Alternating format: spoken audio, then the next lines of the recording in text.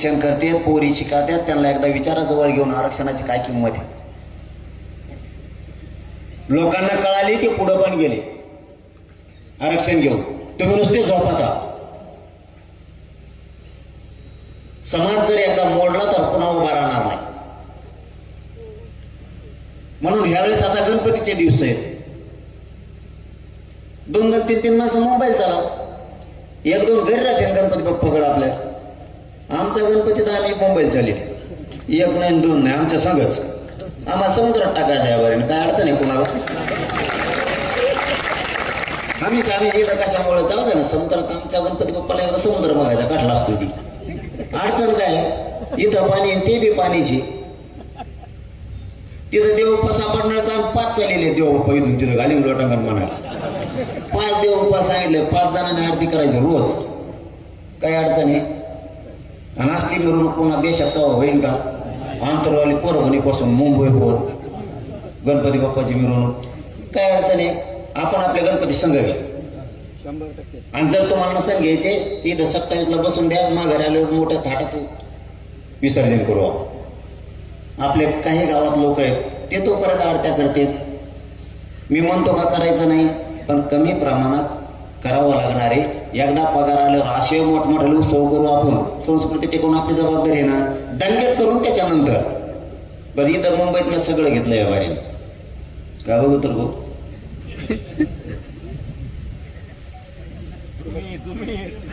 आपल्याला बारीक देणार. म्हणून देवेंद्र फडणवीस असं म्हणतो हे येडं नाही, येले बेकार रसायने म्हणतोय. जरांगेमध्ये बेकार रसायन. आपण प्रत्येक वेळेस भान ठेवून समाज पुढे न्यायचा, ती आपली जबाबदारी. या बारे मुंबईत सगळं घेतलंय मी. मोठमोठ्या बाबांचे कीर्तन ठेवलंय तिथं. सप्त्याला रोज कीर्तन. दुपारच्याला शिवशाहीर लावलेत मोठमोठाले. ते बी दांडगे तुम्हाला आवडत ते. दिवसभर ज्याला शाहिरी आवडे ऐकायचे शाहिरी ऐका. दुपारच्याला मोठमोठाले गायनकार वादनकार आणले, संगीत भजन, रातची कीर्तन. ज्याला जे बघायचं ते, आणि ज्याला काहीच नाही बघायचं त्याने आपण आपले डीजे घेतले चलून तुला कोपऱ्यात तिकडे. त्याला काय आता काय करावं. ज्याने त्याने जे घेतलंय. पण मुंबई ह्यावेळेस मी सोडत नाही. यावेळेस आरक्षणच पाहिजे. थांबव टिके हो. तुला गडबड असते. लाईट आली का पाणी द्यायला जायचं. आरक्षणाचा इथं पत्ता नाही. पाणीच कवर देतो पण काय आले. समाज याला उंचीवर न्यायची जबाबदारी आपली. मला फुटायचं असत मागच फुटलं असतं. आणि मला इतकं दिलं असतं तुम्हाला सांगतो. नुसत्या नोटाच खायच्या, नोटाच इतक्या दिल्या असत्या. पण माझ्या समाजाचं लेकराचं वाटलं झालं असतं. मी माझ्या समाजाचं रक्त नाही केलं. आज माझा समाज एकत्र येतोय, आनंदानं मुंबईकडे येतोय. कुणाचा तरी नातू मोठा होणार आहे, कुणाची तरी नातू उठी होणार आहे, कुणाचा तरी भाऊ, कुणाची तरी बहीण उठी होणार आहे. आज मी एकटा मोठा झालो असतो, पण मला हे कधीच चित्र बघायला मिळालं नसतं की माझ्या समाजाचे लेकर अधिकारी झाले. माझं स्वप्न काय आहे. माझ्या समाजाचे लेकबाळ हे आनंदी आणि सुखी झाले पाहिजे. आई बाबा ते स्वप्न बघतील.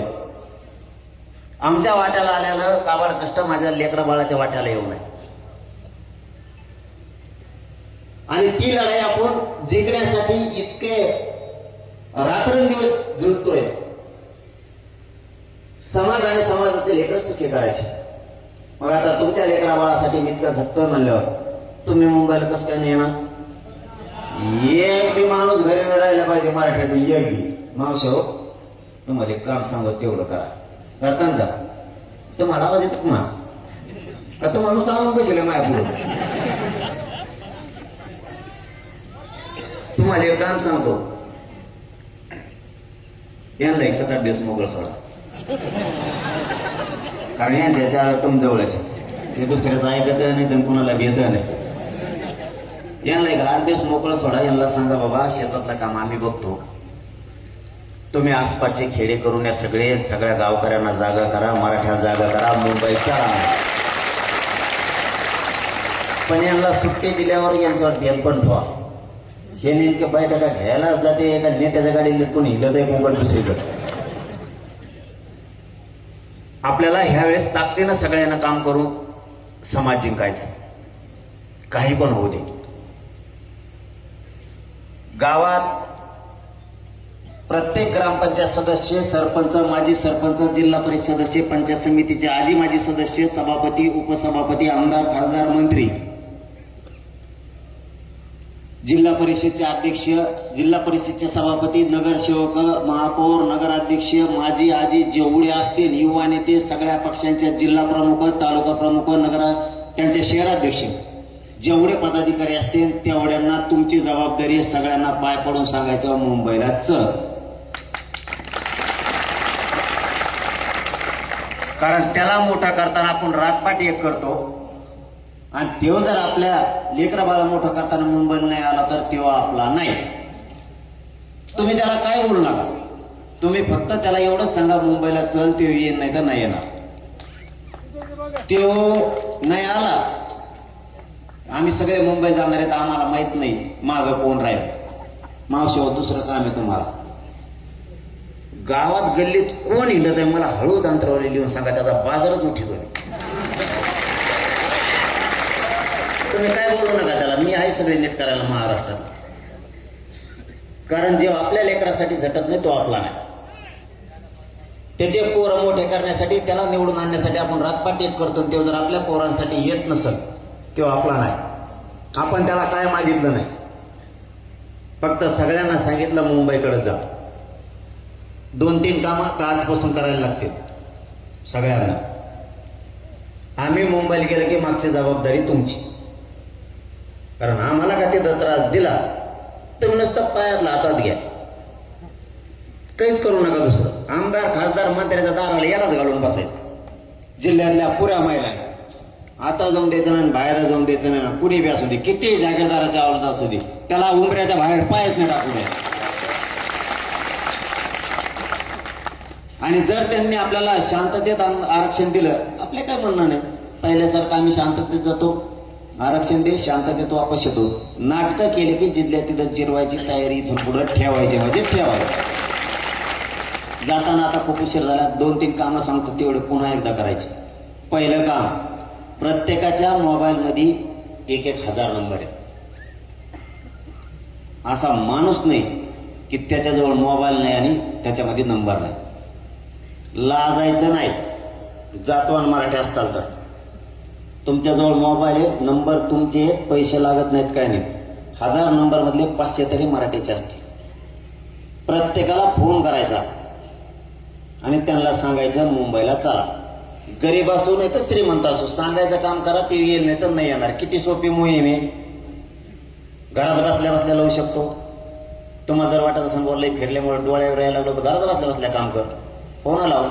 एका जर 50-100 फोन गेले ना, ते दुसऱ्या दिवशी फोन करून म्हणतो पाय पडतो, मला फोन नको लावू, 100 फोन आले, मी मुंबईला येतो, आपण फोन डबल करू नको.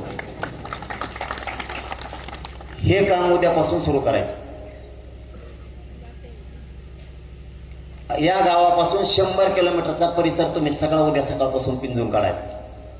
सगळ्या मराठ्यांना सांगायचं मुंबईला या. पर्याय ओपन करा, समाजाशी खरं बोला, त्यांना क्लिअर सांगा. ज्याला यायचंय ते 10-15 दिवसात तयारीने चाला, आणि ज्याला यायचं नाही, ज्याला इथं काम आहे ते फक्त मुंबईपर्यंत आम्हाला सोडायला. आणि 29ला आम्ही एकदा 10 वाजता पोहोचलो, तुम्ही सगळे वापस. मग समाज येतो. 2-3 वर्ग बाहेर काढायचे आपल्याला ह्या. पहिला वर्ग मास्तर, वकील, डॉक्टर यांजो गाड्या आहे आणि सगळंच आहे, पण हे बाहेर येत नाहीत. काही जण म्हणतो मी, काही जण काही येतात पण काही जण येत नाहीत. हे गाड्या झाकून होते, कावळे हवू नये म्हणून अशी ओरडून. यांच्या गाड्या बाहेर काढायच्या ह्यावेळेस, मोबाईल पळव म्हणायचं. 1 लाख तर असेल डॉक्टर, 1 लाख मास्तर, 1 लाख वकील, 3 लाख तर गाड्या ह्याच झाल्या. नुसते ड्रायव्हर खाली उतरले तरी 3 लाख झाले. आणि त्याने 3-3, 4-4 जर त्याच्यात बसले तर 5 लाख पब्लिक घ्यायची एकट्याचीच झाली. फक्त मुंबईला गाडी घेऊन पळ म्हणून माघारी. आणि ज्याला गाड्या नाही त्यांनी मोटरसायकल सुरू करायची, मुंबईला निघायची, कोणाची वाट बघायची नाही. पण मोटरसायकल दमाने हाणायची, पळायची नाही आत्ताच सारखी. जे याच्यावर बोट ठेवलं तर बंद करीना आणि काहीच करीना. असलं नाही करत नाहीत. मुंबईला येऊ बी नको म्हणतोय, गाडी बी आणू नको. एवढ्या जागा द्यायला किती टाइम लागला राव. कसल्या गाड्या हाणतात. एक जण तर ते याच्यावरच उभं राहिलं द्या ते शिटावर. कोकड धरायला नाही, काहीच नाही त्याला. तसंच उभं राहिलं. त्याचं एकट्याच त्याचं याच दानका पुरायला एकट्याने घाई केला होईत का जणांना. मग त्याने टाकलेली होती का काय का. गाड्या मुंबईला दम्माने हाना. मोटरसायकलीत नाही तर एक मोटरसायकल घेऊ नका. पण महाराष्ट्रात ठरलंय आता एक घर एक गाडी काढायची. 4 व्हीलर असली तरी काढायची. तळीनं सांगतो जागं राहणं गरजेचं आहे. तुम्ही केलेल्या कष्टाचं जर चीज तुम्हाला करायचं असलं, लेकरं बाळ पोरं बाळ जर मोठे करायचे असले तर तुम्हाला जागा राहणं गरजेचं आहे. राजकारण येईल, राजकारण जाईल. तुम्ही पडताल, निवडून येताल, पण एकदा जर नोकरी आणि शिक्षण आणि आरक्षण जर लेकरा बाळाच्या हातातून गेलं तर उभ्या संसारावरती, सुखी संसारावर नागर फिरतोय. पोरा बाळांचं घर उन्हात बांधू नका. मायबापा युग बदललंय. या युगात कोणी कोणाचा नाही. तुम्ही जर कधी आजारी पडलात, कधी तुम्ही सुख दुःखात असाल तर तुमची लेखबाळ किंवा तुमचा पोरग तुमच्या तोंडावरून आणि डोक्यावरून हात फिरायला येणारे कोणचा नेता येणार नाही, लक्षात असू. म्हणून सगळ्यात अगोदर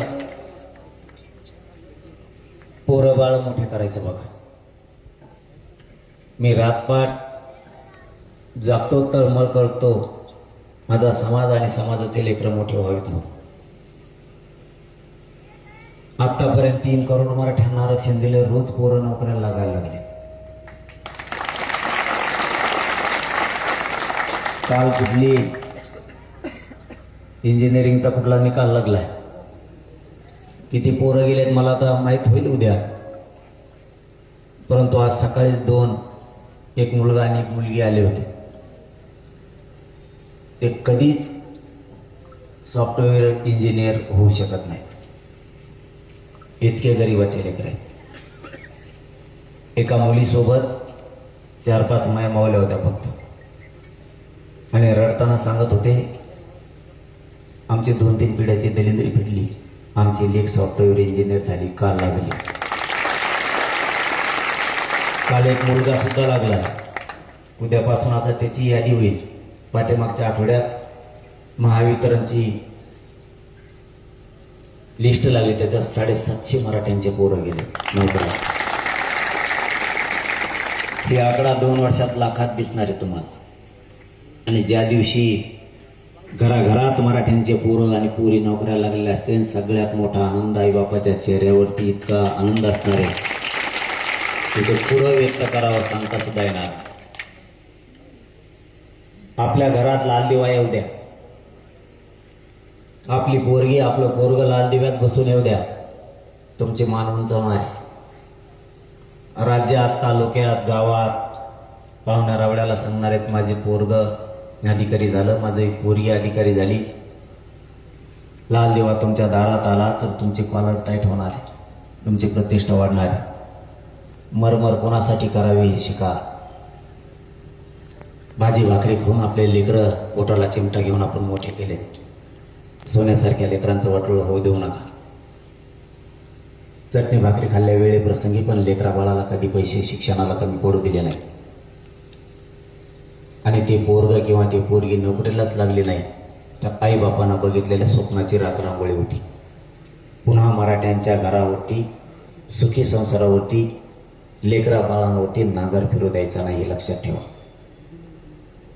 मला काही पण दिलं असतं, फक्त या समाजाच्या लेकरा बाळासाठी फुटलो नाही मी. आजही मॅनेज नाही झाला. माझ्या इतके संकट आणले, त्यांना फक्त एवढंच वाटतं याला बाजूला सरकायचं. हे जर बाजू सरकला तर मग असं कोणी उभा राहणार नाही. कारण इतकी इमानदारी आणि इतका प्रामाणिकपणे लढणं सरकारला खपत नाहीये. त्यांनी इतके षडयंत्र रचलेत मी किती लवकर संपल याची ते वाट बघायले. मी जर हटलो तर ते मोकळे होते आणि मी जर हटलो नाही तर माझा समाज सगळ्यात श्रीमंत होतो.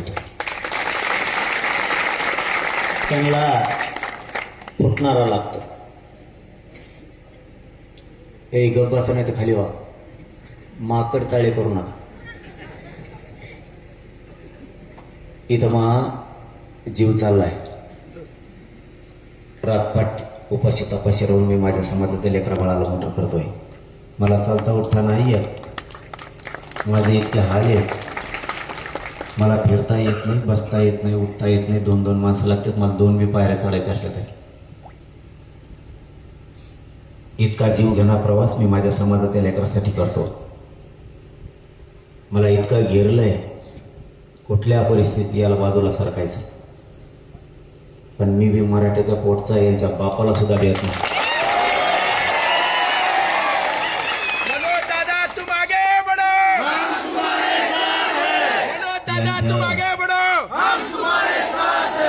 हे अठ्ठावन्न आगेचे ना मी. यांच्या किती पिढ्या होत्या, यांना किती ताकद लावत्या. मी पण जातो नसल. मराठ्यांच्या पोरांच्या डोक्यावर आरक्षण घेऊन गुलालच टाकेल त्या दिवशी थांबवतो. नवीन नवीन पायंडे पाडले. कालपासून तर वेगळाच पायंडा पाडला तर मराठे खोळूनच उठले. देवेंद्र फडणवीस मराठ्यांचा शत्रू नाही, माझा पण नाही. पण बोललं की मी सोडित नाही. मला लई खोडे मग दांगी. मग आपण नाहीच ऐकला तर कचाकच घोडे लावतो. कारण माझा जीव माझ्या समाजाच्या लेकरात. तुम्हाला काही जणाला मी वाईट बोललेलं, काही जणाला वाईट वाटतं. सगळ्याला नाही म्हणत मी, काही जणांना. मला इथं बसलेल्या सगळ्या मराठ्यांनी प्रामाणिकपणे उत्तर द्या. माय मावल्या सहित तुमचे आई बाप घरात बसलेत आणि तुमचा मुलगा दारात बसला. तुमच्या दरवाज्यात येऊन कुणीतरी तुमच्या आई वडिलाला शिव्या देत आहे किंवा अपमान करतंय. दारात बसलेलं तुमचं पोरग गप बसल का? आणि ते जर गप बसलं तर ते मराठीचं पोटचंच नाही. आई बापाला जर कोणी शिव्या देत आणि अपमान करताना ते पोरग जर दारात गप बसतं ते मराठीचं असू शकत नाही. तसं मी माझ्या मराठ्याला मायबाप समजेल. त्याचा कोणी अपमान केला की मी त्यांच्या रकाचा कच घोडे लावतो. काय चुकीचं? माझ्या समाजाचा अपमान केल्याला मी सहन नाही करत. कोणाला पण सामोरं जायची तयारी माझी, खेटायची पण तयारी. समाजाचा अपमान मी सहन करतच नाही.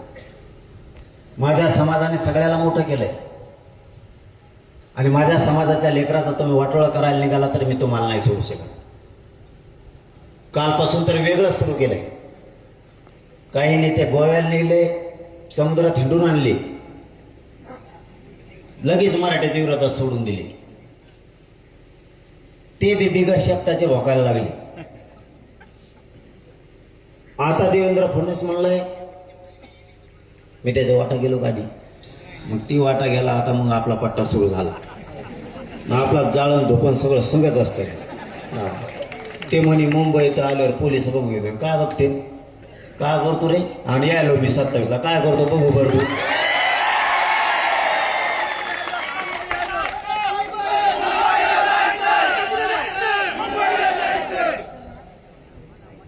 काही युग धमकायचं म्हणजे वावर आमचं, 7 वारा आमचा आणि आम्हालाच म्हणतो येऊ नको. बापाची पेंडे होय. येऊ नको म्हणजे काय? मुंबई आमची, आम्ही मुंबईचे, आम्ही आमचं बघू कसं जायचं आणि गणपती कसा न्यायचा. तुला काय करायचं? पोलिस काय बघते? पोलिसांनी आम्हाला एकदा बघितलं होतं, पुन्हा बघायला लावू नको. हो, पुन्हा त्या भानगडीत देवेंद्र फडणवीसनी पडायचं नाही. तुला तुझ्या सरकारचा, तुझ्या जातीचा स्वाभिमान आहे, मला सुद्धा माझ्या जातीचा स्वाभिमान आहे. काय व्हायचं ते होऊ दे. मी मुंबईत येणार आहे आणि घुसणार बी. एका जरी पोराला तिथं नुसते काठीनं जरी डवचिलं, महाराष्ट्रात जे जे मराठी राहणार आहेत ना एकाला सोडायचं. आपल्या पोरांना जर कुणी मुंबईत त्रास दिला, फायनल आज आपण शांततेत जाणार, शांततेत येणार. ही शब्द आहे माझा मराठा. कुणी दंगल करणार नाही, दगडफेक करणार नाही, जाळपोळ करणार नाही, शांत जाणार, आमच्या लेकराचं आरक्षण घेऊन येणार. पण जर आम्हाला तिथं हाणलं, तुमचे नेते आम्ही हाणलेच. मग दुसरं काय करावं आता? तुम्ही आम्हाला हाणल्यावर काय तुमच्या घरात टेकावं का? महाराष्ट्रात फिरून देवेंद्र फडणवीसनी फिरायचं नाही, बंद. ह्या लोकाला मुंबईत येऊन नाही दिलं, तो बी महाराष्ट्रात द्यायचं नाही. सोपा हिस्सा आहे, वाटण्या बरोबर. 4 पोरं, 4ला 8 एकर वावर असलं, 2-2 एकर फिक्स. एकाला 3 आणि एकाला 4 कसं काय जमत असं